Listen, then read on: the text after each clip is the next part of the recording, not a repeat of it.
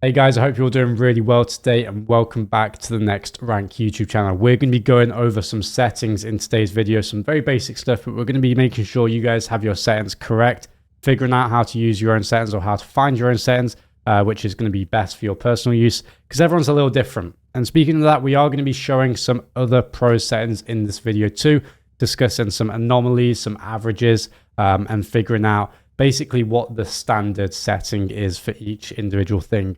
Going to be showing mine as well and talking about my own kind of personal kind of path, I guess, with settings in Rocket League, because sometimes I change, but for the most part, I have stuck with similar settings over the years. So I'll speak a little bit about that and why. Let's get straight into it. Now, in the background, I will be messing around in free play every now and then whilst I talk about specific settings or show specific settings. Hopefully you guys don't mind. And we are without Johnny Boy in this video, so a bit of a solo one. So yeah, apologies for that, but hopefully again you guys don't mind that. I'm sure it'll be all right for one video. Let's get straight into it. Now, with camera settings, we're going to be talking about FOV at the start. Now, this one's a very basic one. FOV obviously controls kind of how zoomed in your kind of car is to your screen, I guess, or your screen is to your car. A little bit different, but yeah, 109, 110, that's really FOV kind of explained in a nutshell. You don't really want to go beyond that, or sorry, kind of beneath that. 109 is the minimum pros use from what I've seen. As you can see on our list, 2 players use 109 FOV, Beast Mode and Monkey Moon. And the reason for that, I presume, is just a little bit of personal preference, probably just like they had it on 110. Let's try 109. Feels nice, playing good. Let's keep it at that kind of thing. It's not going to make a massive difference, just puts your car slightly closer. So if you prefer closer camera settings, try 109 out. Now with distance, we have 270. This is the maximum pros will go to, kind of in current time at least, and probably won't really change. Don't think I've ever seen 280 distance. Very, very rare if at all. But 270 distance is pretty standard. The lower or the lowest kind of distance everyone will go to at pro level is 240. Again, might have seen 230 once, but not common and probably didn't last often, if ever. But 240 is the lowest. If you prefer closer camera settings, now we'll talk about this very quickly. So let's say we're 109, 240 distance. This is very close, but if you guys do prefer closer camera settings or kind of wonder why players kind of prefer closer camera settings, I've always recommended it for people who are struggling to kind of contact the ball cleanly and contact the ball consistently. So if you guys make a lot of kind of inconsistent errors with your hard clears and power shots and stuff like that, making your camera settings slightly closer can make you feel a little bit better than that, because it makes you feel like you're smashing the ball every single time. I'm not sure why. It makes the ball seem a little bit bigger, obviously, when it comes towards you, because your camera or your car is bigger and closer to the screen, so the ball will feel bigger as well, and it can make your contact a little nicer. So try that out if you're struggling with that contact. Kind of, make your camera settings closer and give that a go.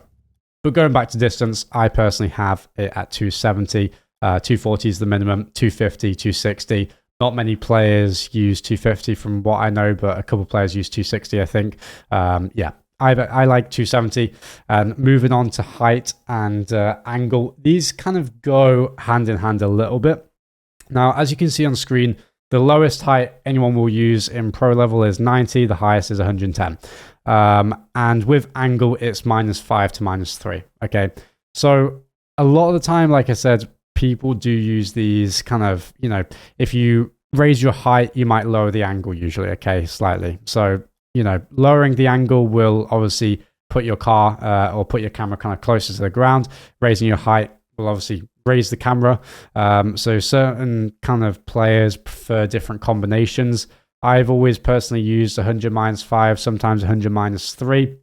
But there are some players who use 90 -4, for example, which puts your car very low to the ground like this.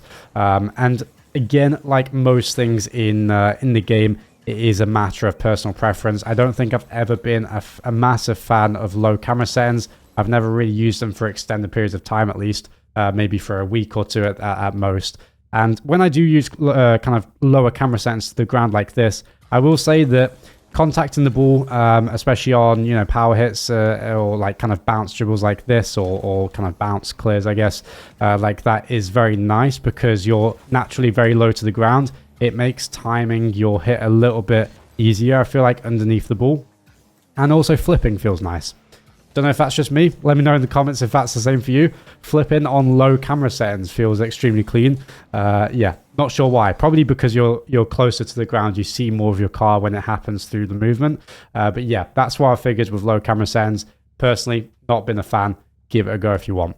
I like 100 -5, but as you can see on our list, we've got kind of a varied kind of, you know, use of both height and angle. Some players like Monkey use 110 -4. And then Jan and Zen 110 -3. So everyone's a little different with this. Me and Rawas both at 100 -5. Me and Rawas actually have the exact same camera sense. Really quickly, if any of you are wondering why, I believe it's just Sipicals. If any of you are familiar with that player, retired now, but I believe these are Sipicals. A lot of NA players naturally use these settings because of him, and they've kind of stuck around. Now, moving on to stiffness. This, for those of you who don't know, because some people are really not sure about what stiffness does. I get this question actually a ton. But this simply, it dictates how much your car or your camera kind of zooms out when you move at a faster speed, okay? So if your stiffness is at 1, as it is right now, as you can see, when I'm moving slow, my camera stays there. When I'm moving fast, my camera, it doesn't move, okay? When you have your stiffness at a lower number, so if we put it all the way to 0, if you're moving slow, your camera will, you know, be in that spot, and as you pick up speed, it will get very far away from your screen, okay? Your car will feel like it's, you know, halfway into your screen. It's very strange. 0 stiffness, absolutely horrible. I personally have it at 0.4. This is a nice sweet spot. As you can see, 0.4 is close to the lowest. It's 0.35 is the lowest on our list, at least. And that is the lowest I see in regular camera settings in Pro Scene. 0.35, and then the highest I believe is usually 0.6. Yeah, 0.6 on our list. Maybe 0.65 I think I've seen a couple times, but not much higher from there. So 0.65 to 0.35 is what you want for stiffness. Now, similar to closer camera settings, if you have closer camera settings, I think people do use higher stiffness as well. We'll see if that happens on our list. Yeah, Monkey Moon is a player that's typically used closer camera settings, and he has a high stiffness, although Torsos with 240 distance, which is the lowest, actually uses a very low stiffness. Usually when I use kind of close camera settings, I like to raise the stiffness because you don't want your camera kind of zoomed out too much. You want to keep it close pretty much the entire time. But for me, yeah, I like the sweet spot of 0.4. It makes it feel a little nicer, because you can tell when you're moving quick, which sounds stupid, but you know, Rocket League is a very feel-based game. You can see when you're moving quick, but you need to feel it as well. And lower stiffness for me personally helps me feel that. And lastly, we'll quickly talk about swivel speed and transition speed, as well as demo transition time. This one's very basic. We'll get onto that in a second. But swivel speed, I personally have at 2.2. This is the lowest on our list, actually by far. A lot of players prefer very high swivel speed. The next lowest is actually 3.5, and then it goes all the way up to 10, which is absolutely crazy. 2.2 for me is very nice. I honestly don't know how you could go much higher. Swivel speed obviously dictates on your right stick on your controller how quickly it basically turns to see the entire pitch, all right? So people prefer higher to get more information. I don't think, you know, it's a crazy amount of time that I have to push it to see the entire pitch with 2.2 swivel speed, so I've always kept it at that. Give it a go with higher ones, but don't go to an extent where you're getting disoriented and where you can't actually fully see what you're trying to see. You know, other players rotating back, where your teammates are, where your opponents are, where boosts are. Don't go to the point where you're flicking it and going, yep, I saw that, and you're not actually seeing it properly. So I would personally recommend to try and keep it a little bit lower than most players on this list, but obviously I'd personally recommend that because I have it, you know. So give it a go, maybe raise it a little bit. With stuff like this, by the way, guys, when you're trying to raise or lower things, you want to be doing it in small increments. Of course, if you're trying to raise your swivel speed, you know, do it at 0.3 at a time. You know, go from 2.2 to 2.5. You know, give it a go, get used to it, raise it a little bit more. I wouldn't just go, you know, all in, all at once, basically, okay? Now, with transition speed, this basically changes how fast your camera pans over to the ball. So when you turn ball cam on and off, there's a brief period of time where your camera goes across. Now, I personally have it at 1.8, which is very high. The highest on our list is Jan at 2, which is maximum. So there is no time in between, you know, that transition. Okay, so you're just instantly snapping onto the ball. Now, I changed this around, I want to say 2.5 years ago now, to 1.8 from, I think I had at 1.2. I wanted to play a little quicker, and doing that definitely made me play a little faster. Going to a higher transition speed just naturally made me feel quicker around the pitch because everything's moving a bit faster, if that makes sense. And I liked that at the time, and I've kind of gotten used to it. And yeah, kind of not changed it since. Now, I wouldn't recommend a massively high transition speed for most players and most of you guys watching this video, even though I personally use it. I think that the majority of you will be better off with a transition speed closer to ones that, you know, other players on our list have at 1.1/1.2. Yeah, 1.2 is probably standard, but anywhere between, you know, 1 and 1.2, you're going to be fine with. Going higher from there, you know, not much higher, you'll be fine. But going above 1.5, it takes some getting used to, and maybe that time will be better spent elsewhere for most of you in the game. That's what I'll say, because it does take some time. And lastly, everyone in the world, everyone watching this video should have 0 demo transition time. That's just going to be a universal thing. When you get demoed, it just puts your camera to the spot where you're going to spawn in quicker. Okay, so you want 0. You don't want anything else. Invert swivel, tick it on or off. That's just going to be a natural kind of personal preference thing. It doesn't make any difference. Oh, and everyone turn camera shake off. If you're watching this video and still have camera shake on, then God help you. I don't know how. That's an awful setting. Anyway, now let's go on to really quickly. We'll talk about sensitivities before we get onto our controls, because I feel like sensitivity feels a little closer to camera settings for me personally than controls do. Now, with steering and aerial sensitivity, I have a 1.4, 1.64. Most players will use around, I think, actually, let's take a look at our list. So our list has it as most players will use actually a little higher than me, which is strange. 1.5 on our list, but that's probably very skewed because, yeah, Monkey Moon at a maximum kind of sensitivity that I would ever recommend at 3.9. That's absolutely insane. You know, so a couple pros do use very high sensitivity like Monkey Moon and Tox, for example. I've always recommended, you know, 1.3 sensitivity for most players. I would say that's pretty standard if you kind of stretch our list across the entire pro scene as well. 1.3 to 1.4, maybe even 1.2 would be completely fine for most of you guys. I personally have it 1.4, 1.64. I used to have it lower, and I naturally raised it a little bit, and I just kind of got comfortable with these settings and didn't change it. So that's been around 4 years now, 5 years, I think, with these settings. I've not changed it at all for an extended period of time. But you don't have to have higher aerial sensitivity than steering. I'd honestly recommend not having it at all. Keep them the same. Obviously, if you really want to feel like you're turning a little quicker in game, raising your steering and aerial sensitivity can give you that kind of effect, I guess, or not placebo, but actually you just turn faster, or you turn more. Obviously, with a higher sensitivity, you have to press your left stick in a little less to turn the entire way. I think that is, so it can make you feel like you're turning faster a little bit, but I think that feeling wears off very quickly, and you get very used to whatever you're using.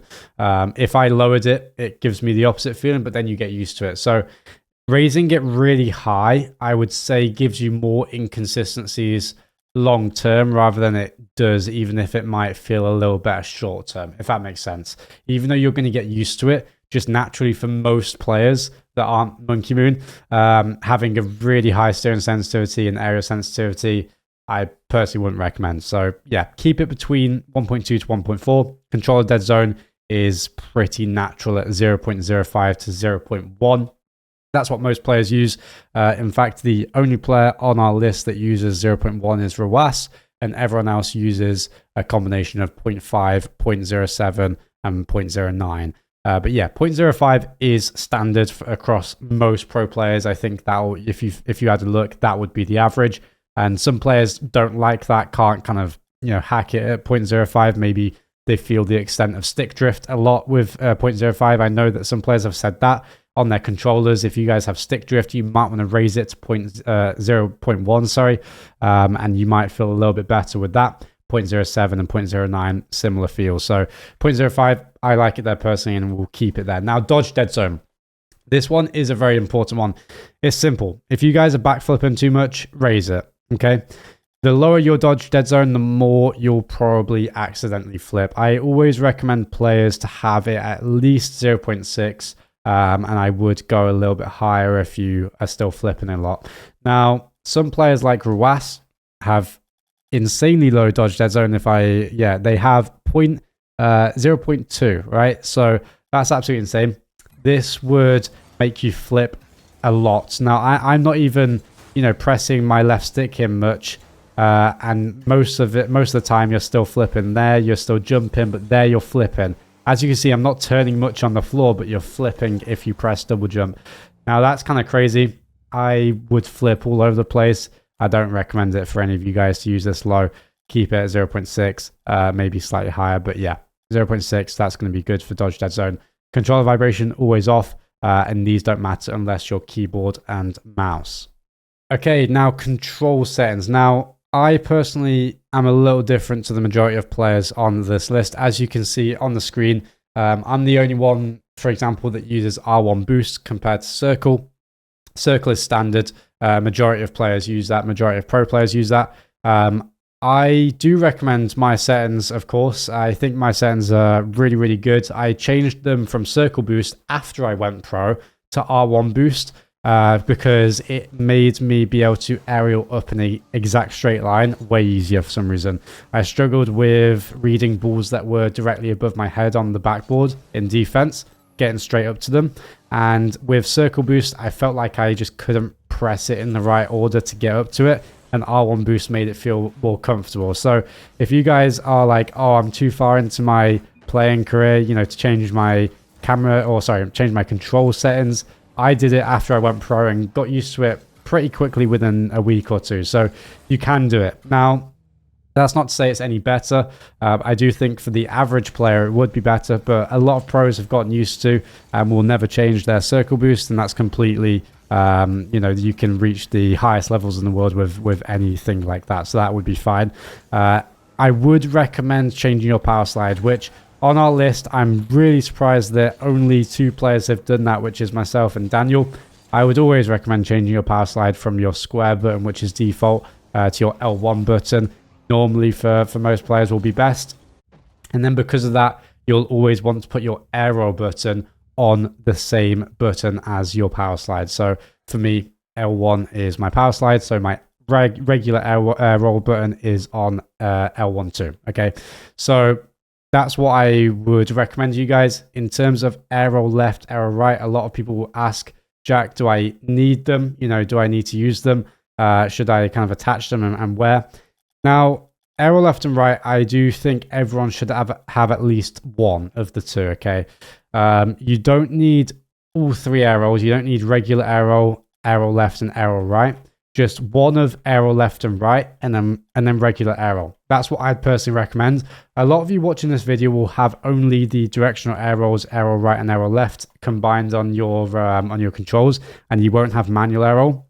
That's completely fine as well if you're already used to it. I do think that regular arrow gives you a little bit of kind of more control in certain hits. For example, shots, I think, can be very beneficial for a lot of players. To use regular arrow in very small adjustments, basically when you're making contact with the ball like this one, like that there, and I think that can feel a little nicer and a little more under control with regular arrow. But everyone's different in that regard. Those are my controls though, and most pros are similar. The ones that we have on our list right now, everyone uses jump and ball cam on the same button, and brake and throttle are the exact same. Everyone's arrow and arrow left, arrow right, manual arrow is a little different. But for the most part, a lot of players using L1 and R1. And then I'm alone with square and circle for my directional arrows, but that's because I use R1 boost instead of circle boost. And very quickly, we'll go through the video settings extremely fast here. Now, the only thing to note, really important for, especially for console players watching this video, turn VSync off. It feels choppy at first. It looks horrible on your screen. I completely understand, but you will get used to it. Your eyes will completely phase it out over around a week, maybe 3 weeks of playing time, depending on how much you play. But it took me 3 weeks, for example, to get fully used to it, and it reduces the input lag on your game massively, and you'll basically just improve your rank straight away for most players. So turn that off and get used to it. Now, video settings, just whack it all on performance and low intensity. It makes the game look worse, obviously. I actually personally prefer how the game looks on this, but it's probably because I've used it for so long. But obviously, I'm a pro player. I'm trying to make my game kind of perform at the best level with no input lag. So I have all these at performance, and I have all these ticked off. The only one that's not at performance is render quality, because if you put it at performance, yeah, that's what it looks like. So we're not going to be messing around with that. Now, the only thing I will say is that some players do use high quality on a couple of these. I think First Killer uses them, and it does give a little more input delay or input lag, but it doesn't mean that you can't reach the absolute heights of the game with one or two of those settings put up a little bit on higher quality if you prefer the look of that in the game. Because at the end of the day, if you prefer the look of something and you're gonna maybe play the game more because of it, or enjoy the game more because of it, you're naturally going to improve, more over a longer period of time because of that, because you're not just kind of not enjoying it whilst you're playing. So if you really want to use a little higher quality, absolutely go for it. But guys, those are the settings we have for you guys today. Hopefully you've learned a little bit. Hopefully you've figured out kind of what to do, what to figure out for yourself, how to get your own settings, how to figure out what you want to use compared to some of the other pros. For the most part, a lot of you are going to be better off just kind of copying some settings from some pro players and basically choosing one and sticking to it for a longer period of time. Now, some players do like to change their camera settings a lot. I've never been one of those. Now, do I think that it makes a massive difference? I would say that a lot of pro players that change their camera settings can get used to it very quickly, but it naturally brings you a lot of placebos just doing that. And not to say that placebo is like the end of the world, that you can use them to your advantage, for example, but I think that if you change your camera settings a lot, it gives you something to blame when things are going, kind of bad. And sometimes that's not what you need, if that makes sense. So a little bit kind of nitpicky, I guess, from me there. I personally don't recommend changing settings all too much because of that reason for most players, but some players can get away with it and be more than fine and still be one of the best in the world with changing their camera settings an absolute ton. There's numerous players that do that. So if you are one of those, don't worry, you're not strange, you're not weird. But guys, hopefully you have learned something. If you did, make sure you drop a like, drop a sub to the channel to make sure you're staying updated for future videos. And we'll see you guys in the next video. Take care.